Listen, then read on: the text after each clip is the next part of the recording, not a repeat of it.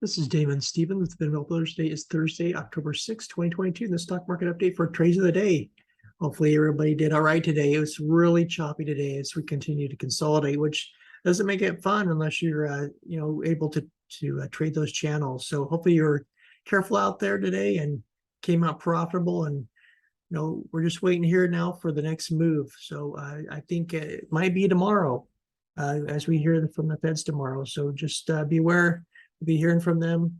We'll be here about non-farm payrolls. So if the non-farm payrolls are positive, the market will probably be negative, and vice versa. If the news is negative, then the market will be positive. So just be aware of that as we're going into the trade for tomorrow. So let's take a look at some charts, see what's going on, see what we can plan for. So looking at the Dow Jones, it closed down 1.15%, NASDAQ down 0.68%, and S&P 500 down 1.02%. So right across the board, except for energy, continues to skyrocket up here, and it continues to climb. I mean, some of these stocks, just had a good, nice bull run.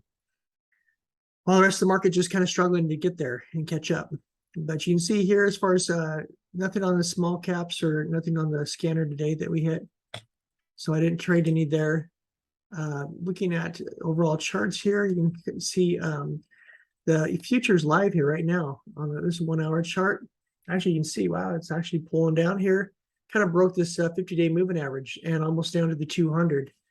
So we'll see if we get a bounce there. If not, it looks like it could be a possible down day tomorrow, at least on the start out.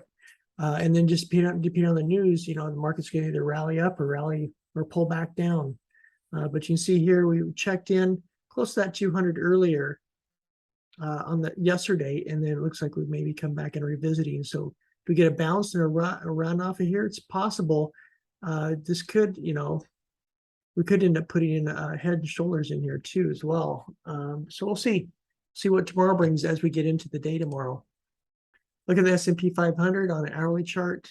You can see here again curling down right to that 50-day moving average. And I didn't mean to show you all this funky chart here that's fully loaded. So let me move it out over to the side here and go to, all of my charts are like that. So, okay, well, let's go ahead and use these charts and see how you like them. So again, just looking for the S&P 500. Looks like it's coming down here to hopefully check into support and bounce off of this area here around 37.32. So we'll see if they can hold into that area and move higher. Looking at the normal chart that we usually look at with the deviation bands, this is a daily chart. You can see here just kind of hovering under that 20-day moving average. So we've not broken above that 20-day and held. We really need a couple of days above that to remain bullish. So right now it's still kind of really weak compared to where it's at. I mean, obviously it could pull down right here before going back up to this trend line, which we had visited previously twice now. Looking at all the companies that are in the S&P 500 that are over the 50-day moving average, you can see just kind of hovering under this 20-day moving average. About 17% of companies are over the 50 and they're bullish. All the rest of them are still bearish. Looking at history, and history sometimes will repeat itself. This is 2007, 2008, and you see after we broke the 20-day, we came down and crashed down to the 50 and then below. And right now, we tested that 20, bounced off of it. We're kind of up here in this part of this, almost halfway up this candle. So we'll see how we close out. But, we did a run up here in 2008, and then we collapsed. So the question is, do we get a bounce off of here, or, do we see a similar action here? Again, all the news coming out has been negative, which is, driven the market down to where it's at now. So we'll see if some positive things can come out and start to move the market in a different direction here, keep a bull momentum going. So looking at, people, the institutions shorting the market using put contracts, you can see we hit a record level, at least since 2000. So we'll see if that, pays out. If the market comes down and pay these individuals out, this is hedging going on here. And so we'll see if that happens. Sometimes that's where you get those little relief rallies and also squeezes that go on in the market where the stock just squeezes up because, the shorts have to cover themselves, institutions do. Midterm elections, you can see typically, we have a run up here, a run down in September, which we did have, and then a run up in October, which we may get. we started it, may or may not get it. We got 1 week left, and then a pullback, a steep pullback, and then climb up. Not that we're going to repeat this, but this is just history and a pattern, looking at seasonal patterns since 1946. So, it's possible we follow something similar to this, which is the averages over that time period, or may not.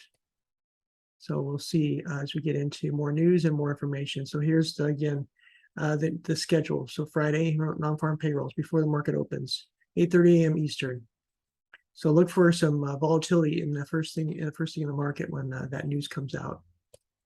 And if you haven't subscribed, definitely subscribe to our channel, and that way we can continue to bring these videos to you.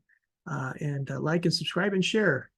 And if you do want to join us, we have a free service out here and a paid service. Free service gives you access to our chat and our daily watch list that we post before the market opens with the levels we're going in and when we're getting out and taking profit.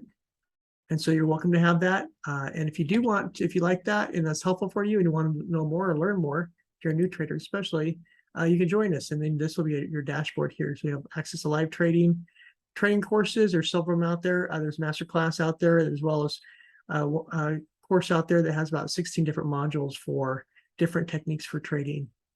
We have group training and one-on-ones where we're able to sit down and kind of make sure that you're tuning your processes to help you to be the best trader. All right, let's look at some charts. So here's what I was talking about. Oxy, oil. Look at this nice, huge bull run here. Maybe we'll go up to these tops. Or, we may put a head and shoulders in too if we don't get to the top. So here's our top deviation band, 75. So we'll see if we get up there. But right now, Oxy is just killing it. So if you got a piece of that, down here at $58, you are loving life because that's a nice run. First Solar gave us a nice pop finally after consolidating for a few weeks and then pull back here. Don't like this. So if we fall under this 20 much, or we stay here and drop below this support line here, then obviously we'll be out, or we'll be in a short position because it's been a long time and still have not broken out. Netflix continues to grind higher. That's okay. If this is a part of your long-term portfolio, it's great because you just slowly are going to see growth, hopefully. So we'll see if Netflix, if it ever drops through here, it's going to be a shorting opportunity because we're probably coming down the lows.